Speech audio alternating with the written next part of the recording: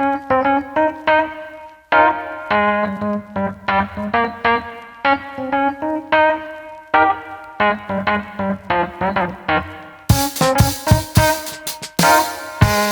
you're watching Watch On channel, and I'm ready with another review of a very cool watch I recently purchased.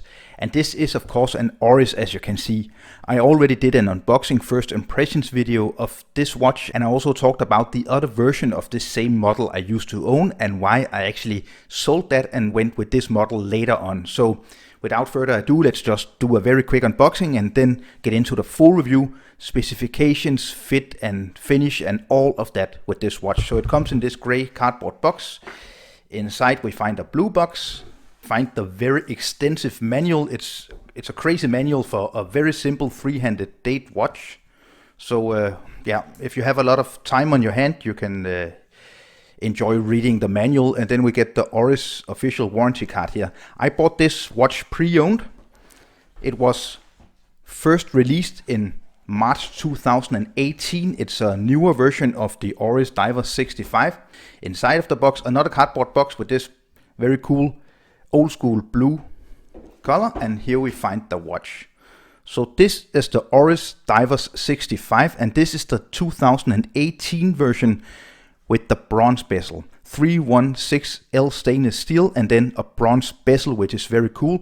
They also do the watch in a more two-tone style with a lot more bronze, and the bracelet has a lot of bronze. The whole bezel is made of bronze. That's very cool as well. I really like the idea of mixing bronze and stainless steel. I don't really like full-on bronze watches. It's a bit too much for my taste, but I really like when watch companies combine different types of metal and styles. I of course also want to show you the hang tag, and that's mostly because I just want to show you the reference number, because I don't want to say it. It's crazy. Oris is maybe, apart from Seiko, Grand Seiko, one of the companies with the most ridiculous reference numbers in my opinion. So here you have the reference number for this exact model. It does retail for 1,900 euros.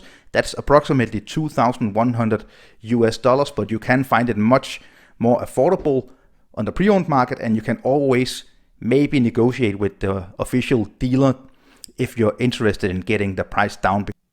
It's a 40mm in diameter diver. It also comes in a 36mm version, but not a 42mm version, this one with the bronze bezel. So that's pretty cool. You get a very nice dimensions with the dimension with the 40mm, approximately 47mm from lock tip to lock tip, lock width of 20, so you can easily change straps if you want to change straps. And then you get approximately 12.5mm in height, in thickness, and that's mostly because of this dramatically domed sapphire crystal. This is also AR treated, this sapphire crystal. So having a closer look at the dial, which is a really cool thing with this watch, because it's kind of the more conservative version of the Oris Divers 65. You can actually also get this watch with the date window at 3 o'clock or a completely no date version if you don't want the date. But I really like the way that they put the date at 6 o'clock. It's very anonymous, and the date is always useful because, well, I'm just the kind of person who always forgets which date it is. So the dial has these kind of cream colored lume. This is Super Luminova, and I'm just going to pull up a lume shot here. I'm actually pretty satisfied with this lume. I've seen a lot of better lume, and you can't compare this lume to Seiko. I'm also going to compare this watch with my Tudor Black Bay 58. It's a quite comparable watch in many aspects because both of them are heritage dive watches, and I must say that the lume on the Tudor is just way better than this. But look at that in the comparison video, which is released very, very soon. But the lume is pretty okay. When it's fully charged, it really is glowing and looks nice. You have more lume, as you can see in the hands, but it really fades quite easily. So not the most impressive lume ever seen. Looking at the dial, we get this very, very deep black, which I really, really like. A deep, deep black, kind of glossy, deep black color to the dial. And then we get the tracks out here with the hour and minute markings. Oris automatic at 12 o'clock. 6 o'clock Swiss made, and the date window, which is of course inverted, so you get white on black instead of black on white, which really makes it blend into the dial, which is a really good thing. I really enjoy that aspect of this watch. And then you get the water resistance of 10 bar, which is 100 meters. The hands are these kind of baton hands, as you can see. Very simple, but big enough and not too big to make this watch look like a dive watch and look really classy in my opinion. And then you get this kind of needle second hand with the lollipop in the middle, which is also filled with lume. Of course, you also get a lume pit at 12 o'clock, as you saw when I showed you the lume just a few seconds ago. The bezel insert is an aluminum bezel insert with silver printing, which is quite interesting since they do these kind of rose gold fillings around the hour markings, and they also do this kind of gold color with the Oris and the water resistance. They put silver on, but somehow it really works because it really speaks to the exact same color as the stainless steel. It's a 120 click bezel, unidirectional bezel. It's very easy to grip, and the good thing is that you can see here, you just get the bezel insert, the bezel here. It just goes a little beyond the case, so it's very easy to grab, and the coin etching is really well made. 120 click.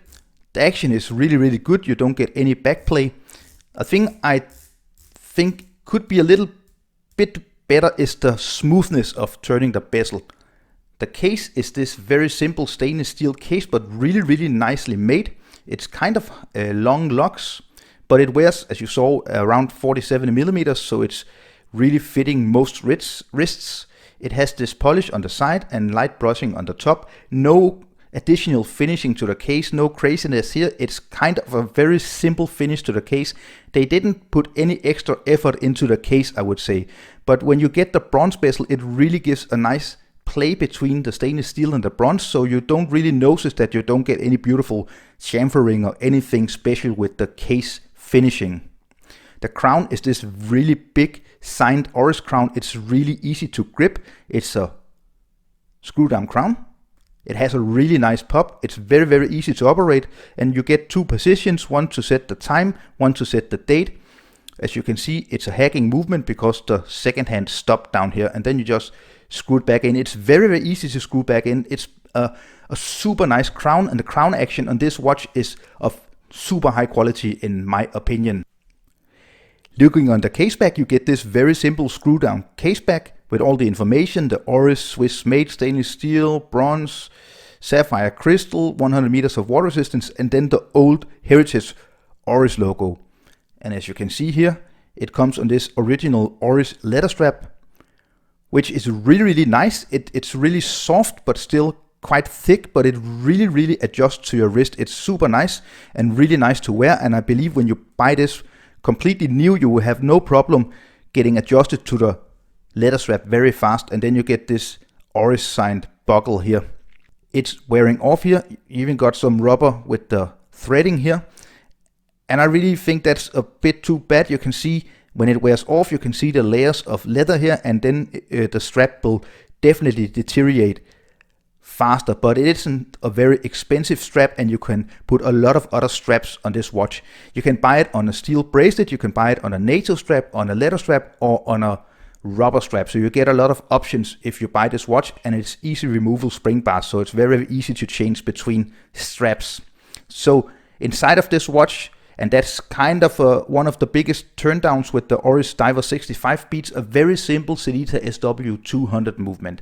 This is a high beat movement, beating at 28,800 vibrations per hour. It's non-regulated as far as I know, but I'm very happy with the overall performance, as you can see on the screen now, because I get between 3 and 6 seconds minus, on average minus 3 seconds, which is perfectly fine and well and close to COSC specifications. It has a 38-hour power reserve, but it is a very basic movement. The only thing that Oris actually does with this movement is that they applied their own red rotor to it. As far as I know, they don't regulate. So here we have the Oris Divers 65 bronze and metal version on my 18 centimeter wrist in circumference. As you can see, I can easily wear it. I believe you can wear it down to maybe 16 centimeters in circumference if you have a smaller wrist, and also upwards to 20, because it just has these perfect dimensions for a modern dive watch with heritage history to it. It really wears nicely, and it wears quite slim. I really like the way that it wears. It feels like a vintage watch on the wrist. So let me just sum up my minuses, because you got all the pluses. It's a really nice watch. It's quite accurate. It wears really nicely. It has all the right looks and feels for a vintage inspired dive watch, and it comes from a really cool independent watchmaker as Oris. My biggest minus is definitely the movement. I think Oris should do some more with the movement. They don't even regulate the movement as far as I know, and I think that's definitely not good enough when you're paying around $2,000 retail for a watch like this. They should do some more with the movement, maybe move up to a Sellita SW300 or just regulate the movement. Maybe even make their own in-house automatic movement. I know that would put up the price, but I would easily pay maybe $800 more for this same watch if it had an in-house movement with a much longer power reserve and better accuracy. On the plus side with the movement, it's very easy to service and it's very affordable to service because every watchmaker can service this movement, so that's a good thing. But 38 hours of power reserve today in a basic Sellita SW movement isn't too good. You see micro brands selling at $500, $600, $700 with Sellita SW200 movement, so it's nothing special, but they can say it's Swiss made.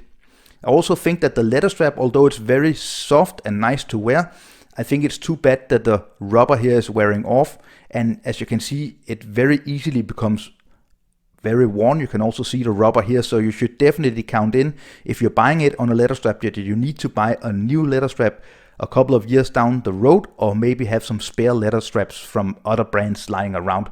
But the good thing is you can very easily change between straps, and I'm definitely also thinking about maybe getting the original stainless steel bracelet for this watch. I also think the lume is a little bit disappointing for a watch at this price range. It really is strong just at the first 1 or 2 minutes, and then it easily fades. So they should really have done a little more with the lume. It's only 100 meters of water resistance. I think they should have bumped it up to 200 meters, because then they could really live up to the ISO certification, and then they could say it's really a dive watch. So it's much more of a sports watch than a dive watch, but I'm never going to dive with this watch anyway, so I'm not buying or wearing this watch because I'm a diver or anything like that. But overall, I'm really happy with this watch. I can easily recommend this Oris Divers 65, the whole line of Oris Divers 65. If you buy them pre-owned or you're good at negotiating with your authorized dealer, you should definitely get into it if you're looking for a really cool vintage inspired heritage diver from a very cool independent brand, and you don't want to pay $3,000, $4,000, $5,000 for a Tudor or another brand like that. I hope you enjoyed the full review of the Oris Divers 65. If you did, don't forget to share it with your friends on the forums on Facebook. It's a big help. Don't forget to subscribe to my channel if you haven't yet.